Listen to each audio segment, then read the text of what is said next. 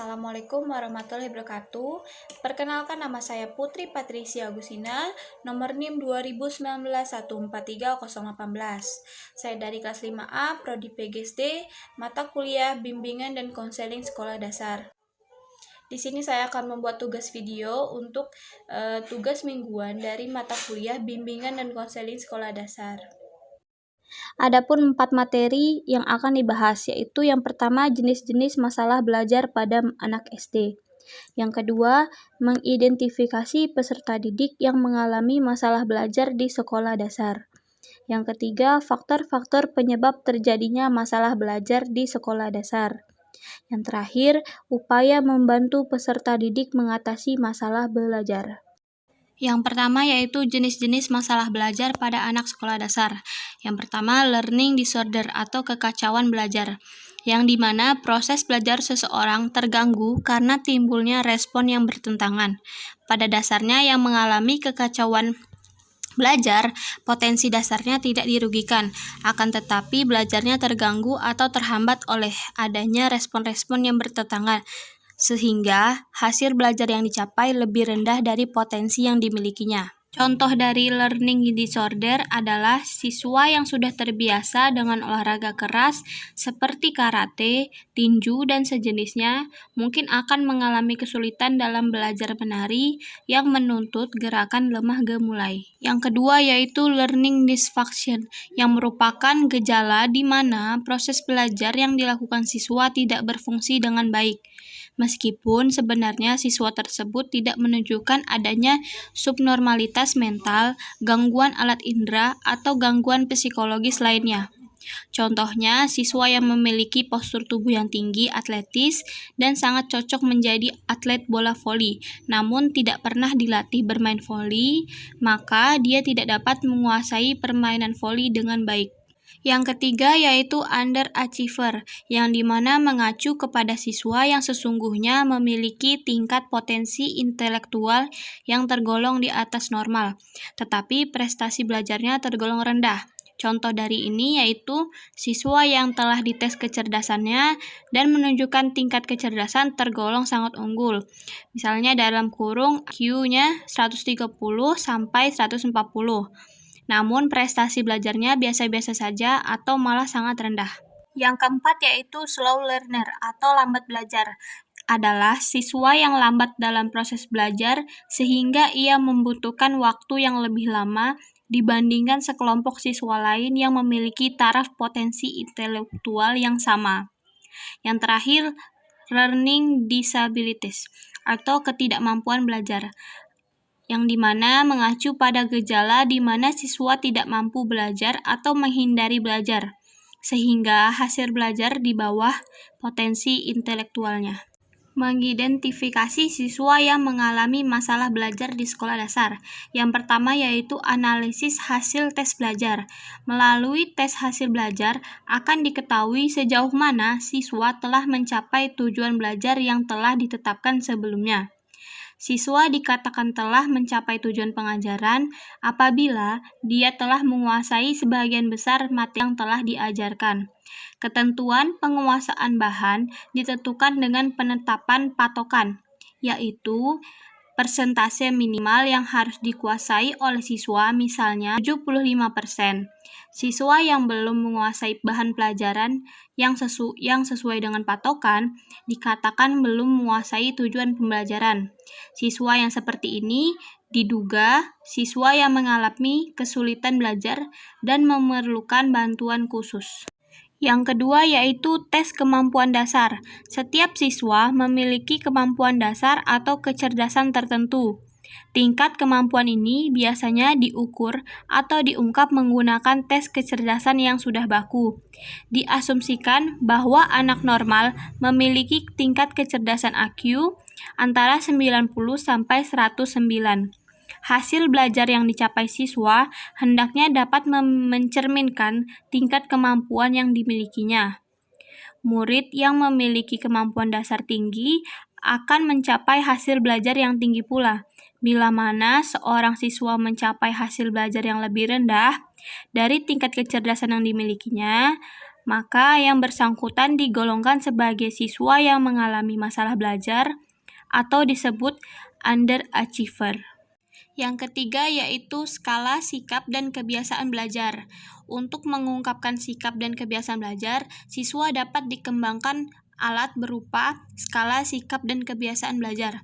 Melalui alat ini dapat diungkap cara siswa mengerjakan tugas-tugas sekolah, sikap terhadap guru, sikap dalam menerima pelajaran, dan kebiasaan dalam melaksanakan kegiatan belajar. Dengan memperhatikan sikap dan kebiasaan belajar, siswa akan dapat diketahui siswa yang sikap dan kebiasaan belajarnya sudah memadai dan perlu dipertahankan, serta siswa yang memerlukan bantuan khusus dalam meningkatkan sikap dan kebiasaan belajarnya yang baik. Yang keempat yaitu observasi saat proses belajar mengajar berlangsung. Kasus kesulitan belajar itu dapat pula dideteksi dengan catatan observasi atau laporan proses kegiatan belajarnya. Di antara proses belajar itu ialah yang pertama, cepat lambat atau berapa lama menyelesaikan pekerjaan atau tugasnya. Yang kedua, ketekunan atau persistensi dalam mengikuti pelajaran, yang dimana berapa kali tidak hadir, alpa, sakit, atau izin. Yang ketiga, partisipasi dan kontribusinya dalam pemecahan masalah atau mengerjakan tugas kelompok. Yang keempat, kemampuan kerjasama dan penyesuaian sosialnya. Faktor-faktor penyebab terjadinya masalah belajar di sekolah dasar itu ada dua, yaitu faktor internal dan faktor eksternal. Yang pertama, faktor internal adalah faktor yang berasal dari diri siswa, antara lain meliputi gangguan secara fisik seperti kurang berfungsinya organ-organ tubuh, alat bicara, gangguan panca indera, cacat tubuh, serta penyakit menahan seperti asma, alergi, dan sebagainya. Ketidakseimbangan mental atau adanya gangguan dalam fungsi mental seperti kemampuan mental kurang, taraf kecerdasan kurang, kelemahan emosional seperti merasa tidak aman, kurang bisa menyesuaikan diri, tercekam rasa takut, kebencian, serta ketidakmatangan emosi. Kelemahan yang disebabkan oleh kebiasaan atau sikap yang salah, tidak teratur dalam belajar, kurang berminat pada pelajaran sekolah, malas, sering terlambat ke sekolah, sering bolos, dan sering tidak mengikuti pelajaran, terlalu banyak bermain, atau kegiatan yang tidak mendukung keberhasilan belajar. Yang kedua yaitu faktor eksternal, faktor yang berasal dari luar diri siswa, meliputi sekolah, keluarga, dan masyarakat. Untuk yang sekolah, sifat kurikulum yang kurang fleksibel, beban belajar yang terlalu berat, metode mengajar yang kurang memadai, dan kurangnya alat dan sumber belajar. Untuk yang keluarga, itu yang pertama, keluarga yang kurang harmonis, yang kedua keluarga retak, yang ketiga kurangnya perhatian orang tua terhadap kegiatan belajar anak, yang keempat kondisi ekonomi yang kekurangan. Untuk yang masyarakat antara lain adat dan kebiasaan masyarakat yang kurang mendukung kegiatan belajar di sekolah, teman sebaya yang memiliki perilaku kurang baik. Upaya membantu peserta didik mengatasi masalah belajar. Yang pertama yaitu pengajaran perbaikan, adalah bentuk khusus pengajaran yang bermaksud untuk menyembuhkan, membetulkan, atau membuat menjadi baik. Pengajaran perbaikan dapat dilakukan kepada seseorang atau sekelompok murid yang menghadapi masalah belajar dengan maksud untuk memperbaiki kesalahan dalam proses belajar dan hasil mereka. Dibanding dengan pengajaran biasa, pengajaran perbaikan sifatnya lebih khusus karena bahan, metode, dan pelaksanaannya disesuaikan dengan jenis, sifat, dan latar belakang masalah yang dihadapi murid. Di samping itu, bekerja dengan murid-murid yang menghadapi masalah belajar banyak sedikitnya berbeda dengan murid yang mengikuti pelajaran di kelas biasa. Kalau di dalam kelas biasa unsur emosional dapat dikurangi, sedangkan murid yang mengalami masalah belajar justru sebaliknya ia mungkin dihinggapi perasaan takut, cemas, tidak tentram, bingung, bimbang, dan sebagainya. Yang kedua yaitu kegiatan pengayaan, yang adalah suatu bentuk layanan yang diberikan kepada seorang atau beberapa orang murid yang sangat cepat dalam belajar. Mereka memerlukan tugas-tugas tambahan yang terencana untuk menambah atau memperluas pengetahuan dan keterampilan yang telah dimilikinya dalam kegiatan belajar sebelumnya. Yang ketiga yaitu peningkatan motivasi belajar.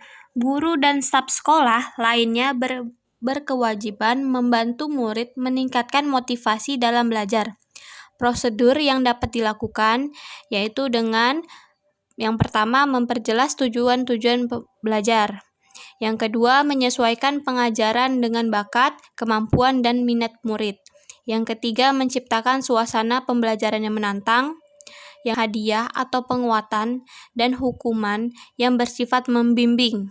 Yang kelima, menciptakan suasana hubungan yang hangat dan dinamis antara guru dan murid. Yang keenam, menghindari tekanan-tekanan dan suasana yang tidak menentu. Yang keempat yaitu pengembangan sikap dan kebiasaan belajar yang baik. Setiap murid diharapkan menerapkan sikap dan kebiasaan belajar yang efektif, tetapi tidak tertutup kemungkinan adanya murid yang memiliki sifat dan kebiasaan belajar yang tidak baik. Dikhawatirkannya murid tidak akan mencapai prestasi yang lebih baik, karena hasil belajar yang baik itu diperoleh melalui usaha yang dilakukan oleh murid yang baik.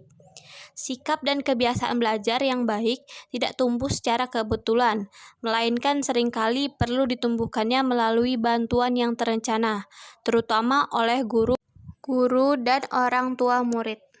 Yang kelima yaitu membiasakan murid mengerjakan tugas-tugas secara teratur, bersih, dan rapi. Dan yang terakhir, membantu murid menyusun jadwal belajar dan mematuhi jadwal yang telah disusunnya. Baiklah, mungkin itu saja materi dari saya. Semoga bermanfaat. Terima kasih sudah mendengarkan. Wassalamualaikum warahmatullahi wabarakatuh.